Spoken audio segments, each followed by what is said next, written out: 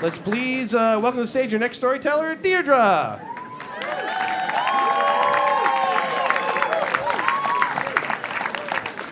My K-8 Catholic school science fair was the most vicious competition you could ever imagine. Everybody loved to participate in it, and the reason it was probably super competitive was because the school was located just down the street from the National Institute of Health, and employees from NIH came to judge the competition. As it happened, my dad worked at NIH. Yeah, I know. He's to put it mildly, an incredibly competitive, overachiever, internationally famous scientist. And he was deeply invested in my science fair projects. Fifth grade was the first year that I was eligible to participate in this project. And he decided what my project fair would be. It involved a monkey skull. That's all I remember because I was the pariah for the rest of the year. My fifth grade class thought I had killed a monkey. I didn't, but maybe my dad did, I'm not sure. So skip to seventh grade where, I've entered my teen years and felt like I could be myself a little bit more, and I put my foot down and I said, Dad, I'm going to choose my own science fair project. I'm doing something on dreams. And my dad said, no, that is soft science. You have to do...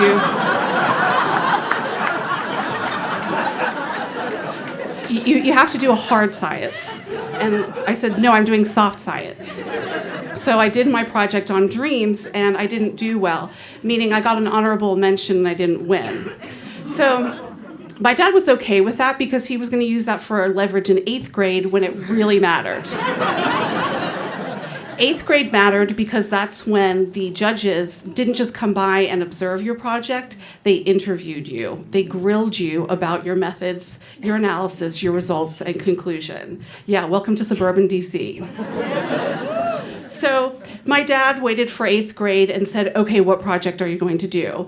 And in a sort of political statement, I said, I'm doing a project on the effects of television on test taking. He said, again, that's soft science, you can't do that. And the reason why I chose the television is because he wouldn't let us watch television ever.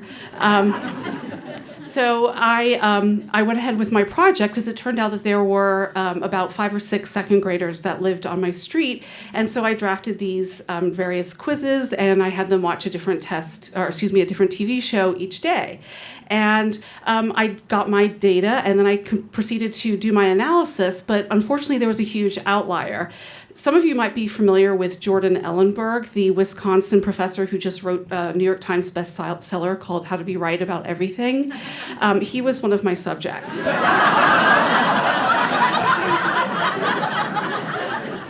So the study didn't go quite as planned. But nonetheless, I was still going to present my data in the science fair.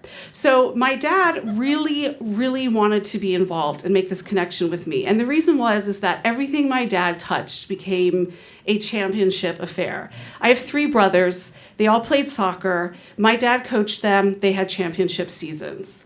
My sister loves horses. She did competitive horseback riding. He was her coach. She was the champion. I am neither athletic nor a horse lover.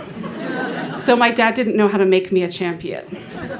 But he did sit me down and attempt to practice with me for this judging interview process. So Saturday of the science fair came, and the first judge came up to do the interview. And I was a nervous wreck. All I wanted to do was get through it. And I did. And I breathed a sigh of relief like this. At that moment, my dad jumped out from around the corner and said, here's everything you did wrong. So I listened. I tried really hard to remember everything he said so that when Judge 2 and Judge 3 came along, I would do better. I did get through Judge 2 and I did get through Judge 3, and I was just so happy to be done. And as the science fair ended, we got in the car, and I was just relieved because my dad wasn't telling me that I did anything wrong anymore. He was just sitting there silently. So I was happy. I was very, very happy. So you can imagine my surprise. On Monday morning, they made the announcement about the saint of the day and her biography. They also then announced who had died from the parish over the weekend. And then they announced the science fair winner.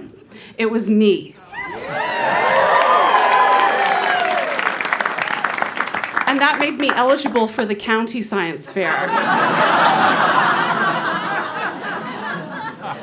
I only have 5 minutes, so I won that one too. I also got an award from the National Science Foundation, and that was actually a punishment because I had to go and observe for a full Saturday what they do at the National Science Foundation. They only do hard science. But the best reward was what my father said to me.